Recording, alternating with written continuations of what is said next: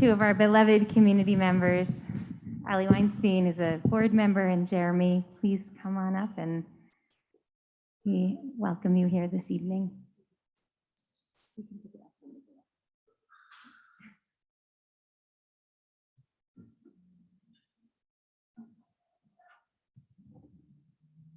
During COVID, the thing that kept me sane was running. I've always been a runner. I ran competitively from 4th grade through college. And to this day, running still relaxes me, clears my mind, and makes me feel alive. On March 19th, 2021, around 3 p.m., I left our home and headed east. I approached an intersection. The light was red, so I stopped. It turned green. I looked both ways. There were no cars coming, so I jogged through the crosswalk. Around dinner time, I realized Allie had not returned from her run. I called her, no answer. I went onto my iPhone to see where she was. The dot came up at Cedar Sinai, the North Tower, where the emergency room is. I turned it off. I turned it back on. Still there. Same location. My worst fear had become the reality. Our kids, sensing something was wrong, asked, "Where's mommy?" I didn't know what to say. I scrambled for a babysitter, then raced off to Cedars. When I arrived, I was shepherded to the ICU. I walked in and saw my wife, her neck in a giant stabilizer, the hospital staff swarming around her bed, and Allie was screaming.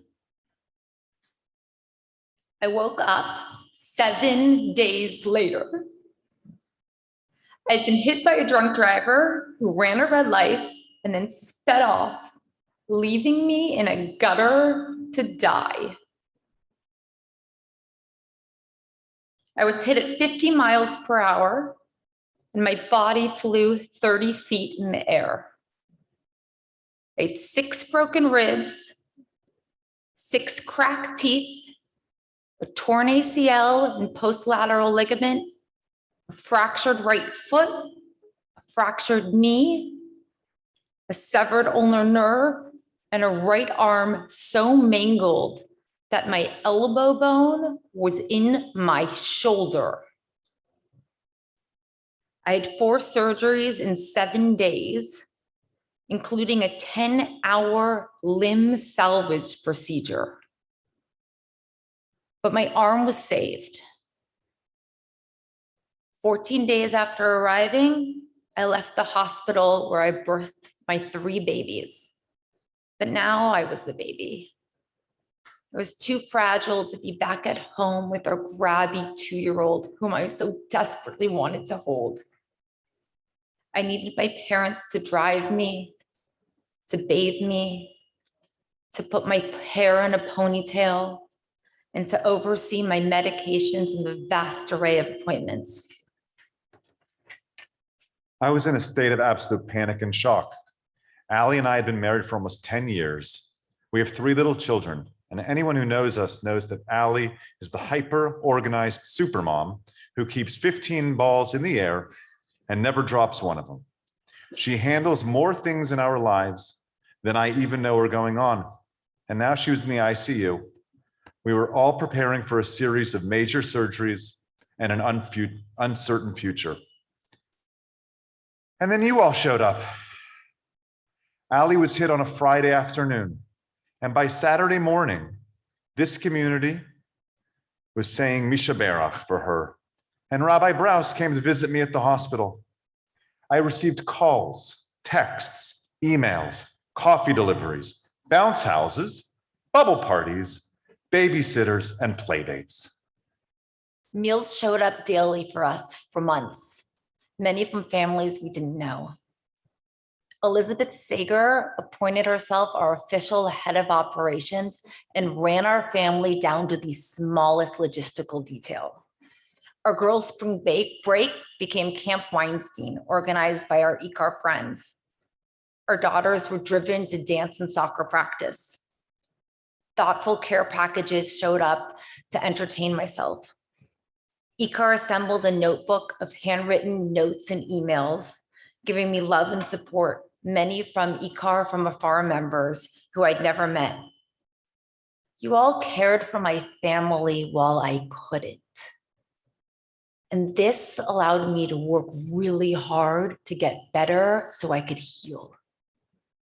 How do you tell a 2-year-old, 4-year-old, and 6-year-old that their mommy had been hit by a drunk driver while out for a run? Well, ICAR has Maura Beth and Maura Jane, who are at the ECC, and they told me exactly what to say. ICAR has always been there for Jeremy and me. The births of our daughters, the first day of preschool, bite-sized Shabbat.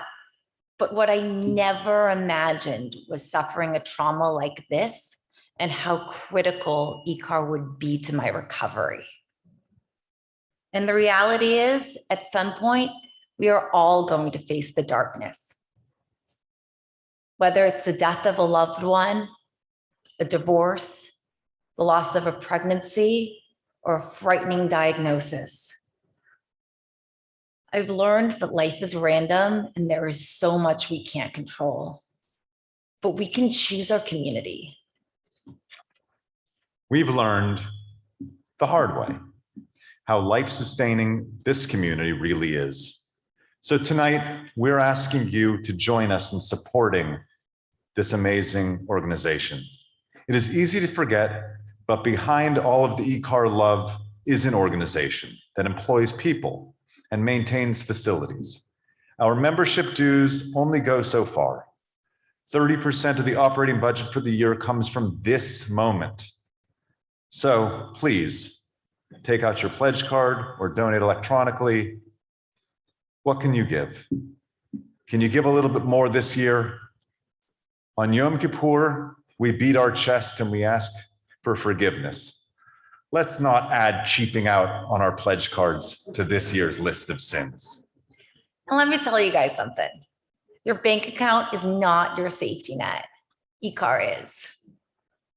So give, and give as generously as you can, because there's something about opening your heart and giving to an organization you care about that will allow you to open your heart and receive in your time of need. Thank you. Good, Yontif.